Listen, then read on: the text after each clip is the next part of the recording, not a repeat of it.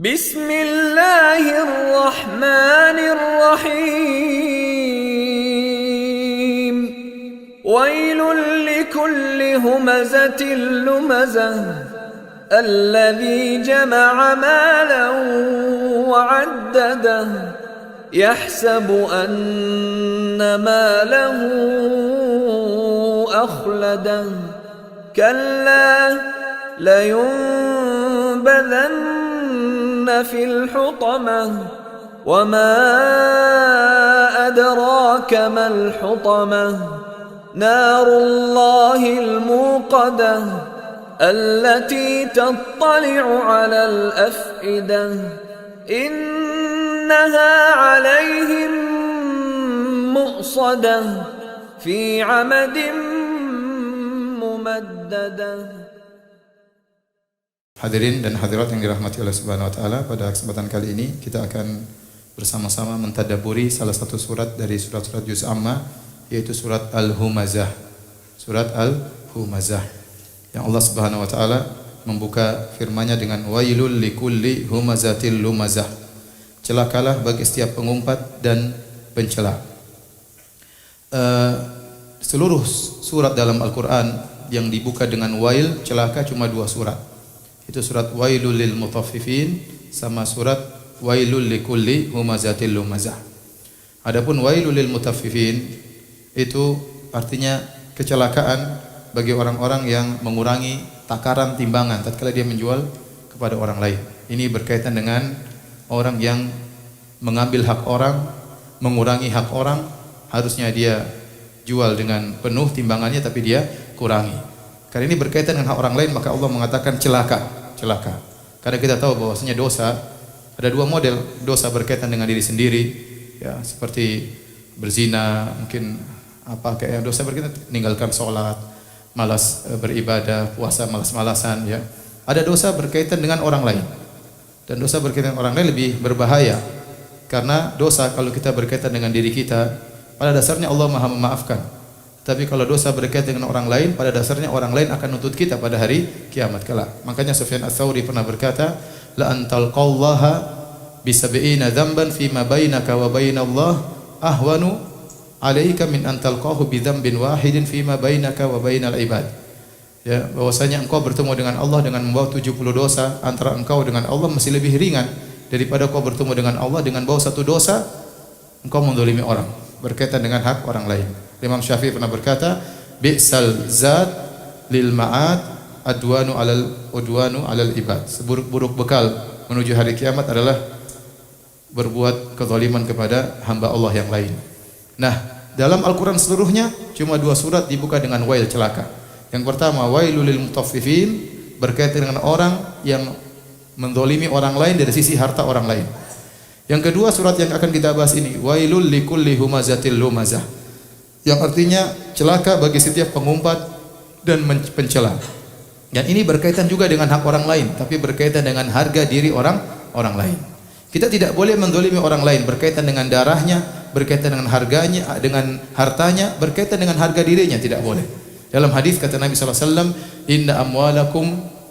inna dima'akum wa amwalakum wa a'radakum haramun alaikum. Sungguhnya darah kalian haram, tidak boleh ditumpahkan di antara kalian. Wa amwalakum, demikian juga harta kalian haram, tidak boleh diambil, ya. Wa aradakum, demikian juga harga diri kalian haram, tidak boleh dijatuhkan. Sebagaimana tidak boleh kita ganggu orang lain dari sisi kita pukul dia atau kita ambil hartanya, tidak boleh juga kita menzalimi orang lain dari sisi harga dirinya. Nah, surat wailul likulli humazatil lumazah berkaitan dengan menzalimi orang lain dari sisi harga dirinya. Yaitu apa? Seorang yang humazah lumazah, yaitu mengumpat dan mencela. Ada perbedaan pendapat di kalangan para ulama, apa bedanya antara humazah dengan lumazah.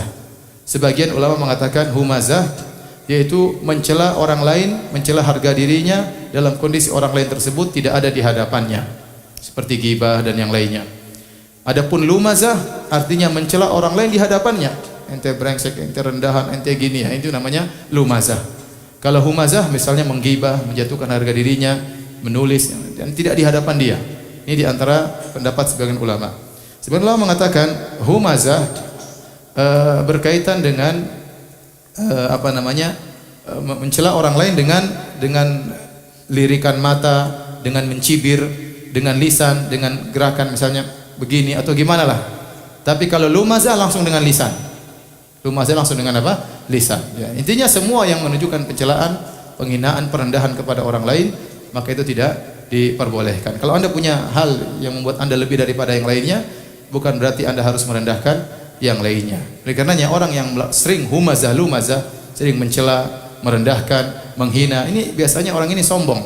Karena tidaklah dia sering begitu kecuali dalam hatinya ada merasa tinggi, sehingga sedikit-sedikit merendahkan orang lain. Ya, tapi kalau dia tidak merasa tinggi, dia tahu dia juga punya kekurangan, dia tidak mudah untuk mencela orang lain. Dia juga tahu dia sering salah, dia sering melanggar. Ya. Tapi kalau dia merasa tinggi, merasa hebat, maka dia mudah untuk mencibir, merendahkan, nyinyir orang lain. Itu humazah, lumazah. Ya. Kata Nabi SAW, al-kibr batarul haq wa ghamtun nas. Namanya sombong itu menolak kebenaran, sudah jelas kebenaran di hadapan dia ditolak, wa ghamtun nas, dan merendahkan orang lain. Makanya dalam hadis kata Rasulullah SAW, al-muslim akhul muslim, la yadhlimuhu wa la yuslimu wa la yahqiruhu. Seorang muslim saudara bagi yang lain, jangan dia rendahkan muslim yang lain. At-taqwa hahuna. Ya. Ketakwaan itu di dalam hati kata Nabi SAW. Bihasbi imri'in minasyarri an yahqira akhahul muslim. Cukuplah seorang dikatakan buruk kalau dia merendahkan saudaranya. Oke, hati-hati ikhwan. Kalau Anda punya kelebihan, Anda melihat orang punya kekurangan, jangan Anda rendahkan dia, jangan Anda hinakan dia ya. Saya bilang sampai di kalangan ustaz tidak boleh, misalnya ada ustaz pintar alim, terus ada orang ustaz cuma bisa ngajar Al-Fatihah, cuma bisa ngajar TPA, jangan kita hina. Percuma belajar jauh-jauh cuma ngajar TPA. Ya akhi, dia punya kelebihan cuma ngajar TPA, sudah jangan hinakan. Anda punya kelebihan bukan untuk Anda sombongkan, bukan untuk Anda remehkan orang yang lain. Kemudian kata Allah Subhanahu wa taala, alladzi jama'a mala wa addadah. Ayat ini pada asalnya berkaitan orang-orang kafir yang kerjanya mencela, mengumpat, dan di antara sifat mereka alladzi jama'a mala wa addadah. Dia mengumpulkan harta dan menghitung-hitungnya. Kata Allah Subhanahu wa taala, ya, addadah, yaitu menghitung-hitung, selalu menghitung, tiap hari hitung duitnya berapa, bertambahnya berapa, asetnya berapa, itu kerjaannya. Kenapa? Kata Allah, yahsabu anna malahu akhladah. Dia menyangka hartanya akan mengkekalkan dia. Sehingga akhirnya apa? Dia pelit, tidak mau bersedekah, tidak mau menyumbang. Dia kumpul hartanya. Kenapa? Dia menyangka kalau hartanya banyak, umurnya bertambah. Kalla, kata Allah sekali-sekali tidak. Umurnya tidak akan bertambah sama sekali. Apakah kalau kita punya rumah 10 berarti umur kita bertambah setahun? Jawabannya tidak. Apakah kita punya mobil 10 akan bertambah umur kita semenit? Jawabannya tidak. Jangankan setahun, 1 detik saja tidak akan bertambah. Mau harta sebanyak apapun, kalau tibanya meninggal akan meninggal. Tidak akan harta yang kita kumpulkan menambah umur kita meskipun hanya sedetik. Bahkan kata para ulama, tatkala kita kerjaannya menghitung-hitung harta, umur kita berkurang sebenarnya. Kenapa berkurang? Hitung-hitung terus, nggak ada kerjaan, hitung lagi. Akhirnya apa? Waktu habis untuk ngumpul-ngumpul dan ngitung-ngitung. Waktu habis untuk ngumpul-ngumpul dan ngitung-ngitung, tidak pernah puas, maka umur dia sia-sia, akhirnya umurnya berkurang. Harta yang disangka menambah umurnya malah mengurangi apa? Harta mengurangi umurnya. Kemudian kata Allah Subhanahu wa taala, kalla la yumbadanna fil hutamah. Sekali-sekali tidak, hartanya tidak akan menambah umurnya, dan dia akan dilemparkan dalam neraka al-hutamah. Nama neraka banyak ya. Nama neraka ada neraka Saqar ya, ada neraka Wail, ada neraka Jahannam, ada nar, ada al-hutamah. Al-hutamah diambil dari kalimat hatam atau tahtim yang artinya melumat.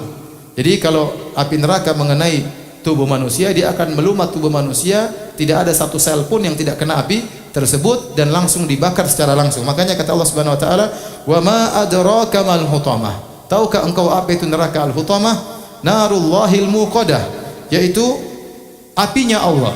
Tatkala Allah mengatakan apinya Allah, itu berarti Allah mengagungkan perkara tersebut. Bukan api sembarangan, apinya Allah. Tatkala Allah mengagungkan masjid, Allah namakan rumah Allah, Baitullah. Ya. Tatkala Allah mengagungkan ontanya Nabi Saleh, Allah mengatakan naqatullah, ontanya Allah Subhanahu wa taala, ya.